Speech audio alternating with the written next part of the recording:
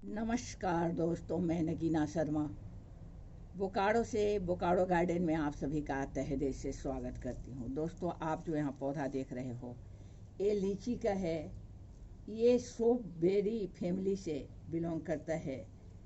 दोस्तों, लीची से हम सभी परिचित हैं और आज मैं इसकी केयर की चर्चा आपसे करने जा रही हूँ। आप देख रहे होंगे ये पौधा मेरा करीब करीब 6-8 महीना पहले मैंने इसको लगाया था और इतना बड़ा ये हो गया है।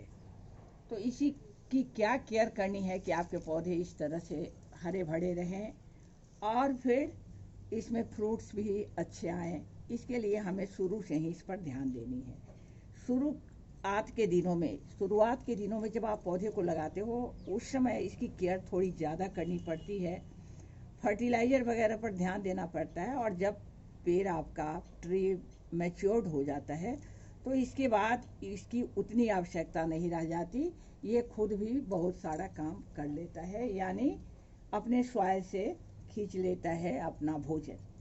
तो इसको जिस समय आप लगाएं उस समय इसको ऑर्गेनिक मल्चिंग ठीक कर दें, मोटी सी मल्चिंग इसके सॉइल में कर दें, क्योंकि ये ऑर्गेनिक जो मटेरियल से आप इसकी मल्चिंग कर दोगे तो इसके लिए काफ़ी फायदेमंद रहेगा।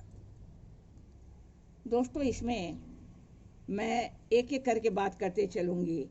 सबसे पहले मैं इसकी बात कर देती हूँ आपको कि इस पानी की कि पानी इसको चाहिए, आपको सॉइल इसकी मॉइस्ट रहनी चाहिए, लेकिन पानी रुकनी नहीं चाहिए।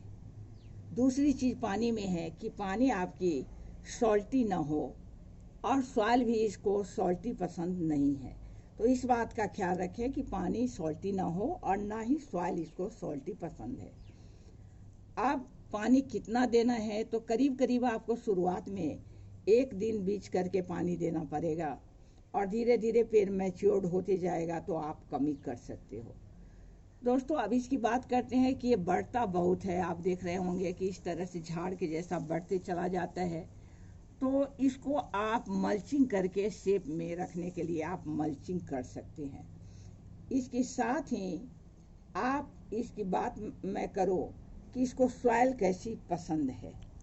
तो दोस्तों, लीची के पौधे को जो पीएच चाहिए वो एसिड से लेकर न्यूट्रल तक इसको पसंद है, यानी 5.0 से लेकर 5.5 तक अगर आपका सॉइल का पीएच है तो उसमें लीची का पौधा अच्छे से ग्रो करता है, अच्छे से चलता है। इसके साथ अब बात करते हैं कि इसको फर्टिलाइज़र क्या क्या चाहिए।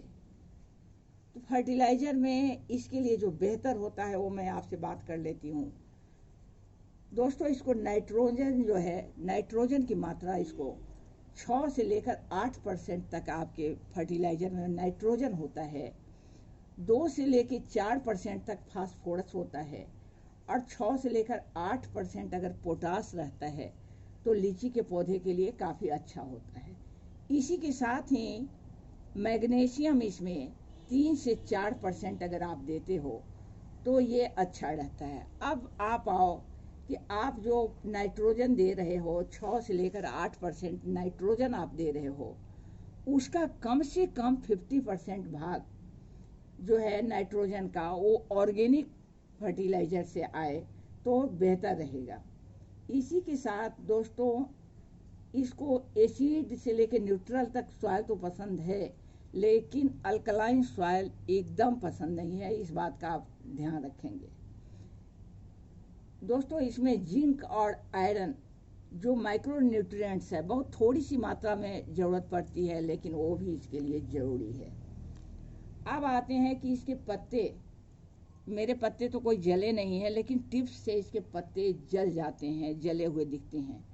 वो ऐसा होता है इसलिए कि या तो आपके सॉइल में आपने पानी अधिक डाल दी है या पानी की कमी है। दोनों ही हालत में आपके पत्ते खराब हो जाएंगे, उसके टिप्स खराब हो जाएंगे। दूसरी बात और भी है, अगर आपने ओवर फर्टिलाइज़र दे दिया है, बहुत ज़्यादा फर्टिलाइज़र दे दिया है, तो भी इसके पत्ते खराब हो जाते हैं। साथ ही अगर आपके सॉइल में न्यूट्रिएंट्स की कमी हो तो भी आपके पत्ते स्वस्थ नहीं रह पाते हैं। अब दोस्तों बात करते हैं कि ये फल कितने दिन में देता है। तो एयर लेयरिंग करके अगर आपका पौधा बना है तो उसमें हो सकता है 2 से 4 साल 3 साल ऐसे लगेंगे।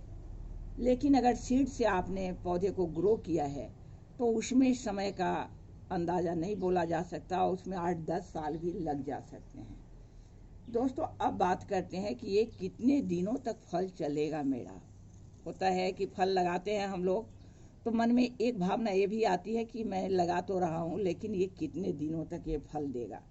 तो दोस्तों लीची का पेड़ अगर आप एक बार लगा लेते हो तो ये अगर हर तरह का वातावरण सही है, भोजन सही मिल रहा है, तो ये 100 साल तक भी ये फल देता रहता है।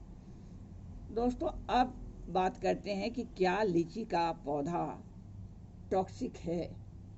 तो ये पौधा टॉक्सिक नहीं है, लेकिन जो लीची हम लोग खाते हैं उसके जो सीड होते हैं, साथ ही जो कच्चा लीची होता है उसमें अमीनो एसिड होता है, तो वो टॉक्सिक है। जिनका ब्लड शुगर की परेशानी हो वो कच्चे लीची अगर खाएंगे तो उनके ब्लड शुगर पर उसकी प्रभाव पड़ सकती है और उनको खराबी हो सकती है। दोस्तों अब बात करते हैं कि इसमें फूल, एक प्रश्न मेरे पास आया था दरअसल लीची पर, कई सारे प्रश्न उन्होंने एक ही में किए थे। उनका एक था कि ये जो फूल आता है और फल आता है इस पर आप बताइए।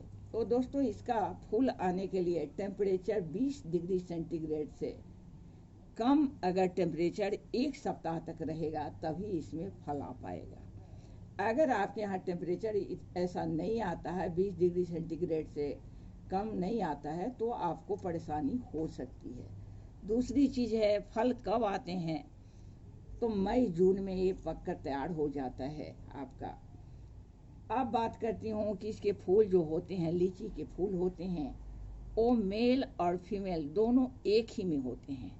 एक ही पौधे में मेल फीमेल दोनों होते हैं और ये सेल्फ पॉलिनेटेड प्लांट होता है, ट्री होता है। अब एक प्रश्न है दोस्तों और कि पत्ते इसके पीले क्यों हो जाते हैं।